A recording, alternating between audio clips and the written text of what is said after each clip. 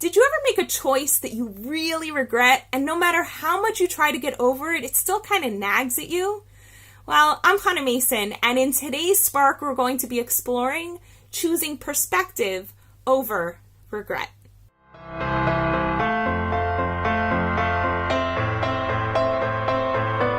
I have to be honest. Today, I visited a friend, and she happens to live in a building where once upon a time, Dave and I found an apartment that maybe we could have bought. And there were things about it that I didn't like all that much. And I kept holding out, hoping that we'd find something better. And that was like a good 4 or 5 years ago. And you know what the truth is? We haven't found anything better. And so every single day that passes, I'm filled with more and more regret over how on earth was it that we didn't get that apartment that now, looking back, I think is great. It would have been a fantastic investment. It would have suited our family in so many positive ways. Plus, Dave and I have come up with like all sorts of solutions for how the problems we originally thought existed in the apartment could have been improved. And so it's just like, I felt another pang of regret over that apartment and how that would have been really great for us.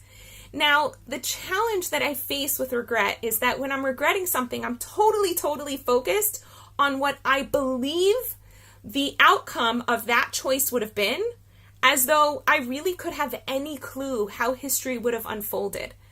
And the other thing that I do is I totally ignore the amazing positive experiences I've had because I didn't make that choice. So we already can tangibly feel some really amazing outcomes that have happened in our lives because we don't live in that apartment. One of them being that because we're still in the apartment that we're in, we get to interact more with people who really matter to us, even with tourists who we've interacted with here and there who also matter to us.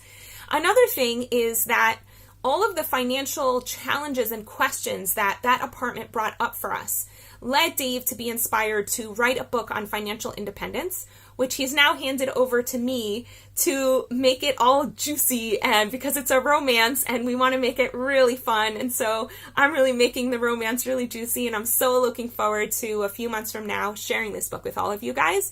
And we're so passionate about this book, and we're so excited to share it with the public. And that book probably wouldn't have happened if we'd bought that apartment. So that alone are two major things that we know are great that we didn't buy that apartment. But the reality is that history unfolds in so many different ways, and we have impacts on people and interactions and experiences, many of which we just either don't pay attention to or ignore or aren't aware of. Maybe I bumped into somebody on the street because of where I live, and that person's experience totally changed their lives, and I have no idea. Or maybe I had an interaction with a neighbor who wouldn't have been my neighbor if I lived in this other building. The reality is that for me to have regret would require me knowing so much. And even though I know that, I'm looking at you right now and I'm telling you, still kind of feel regret about the apartment. I have this like higher consciousness awareness, but when I'm like going through my day and run into my friend in the apartment building, I'm like, I really wish we'd moved into that apartment.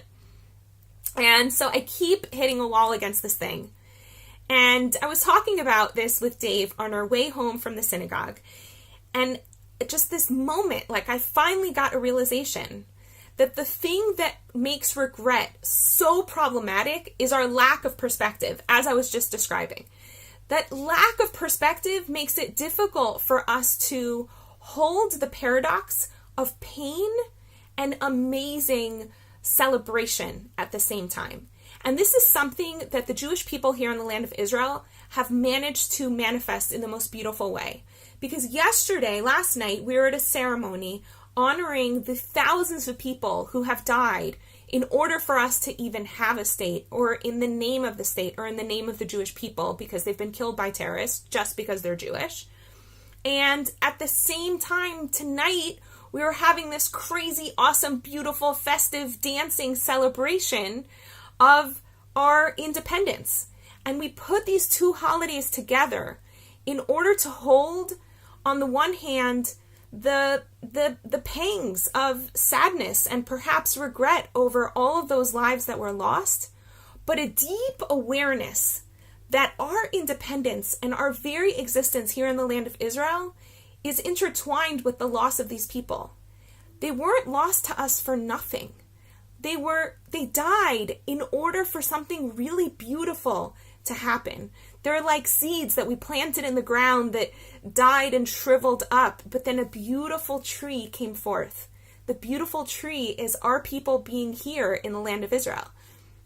And in my life, every choice that I make plants a tree, and I don't know what all of the fruits of that tree are going to be. So for me to look back and say, no, I should have planted my seed over there. Maybe I think over there is a better place to plant, but it's very possible, but that second place is actually nasty soil where my seed would have just rotted.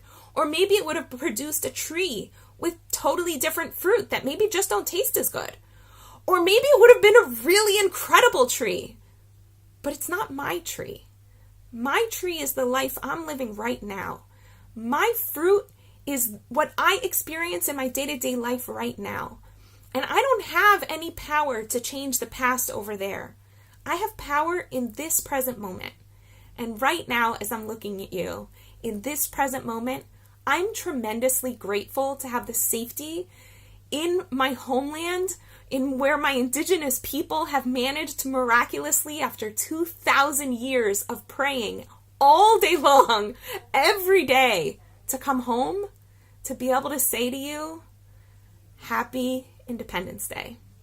May you have a beautiful day. Want to experience more vibrance, clarity, and joy in your life? Book a guaranteed session at hanamason.com/joy.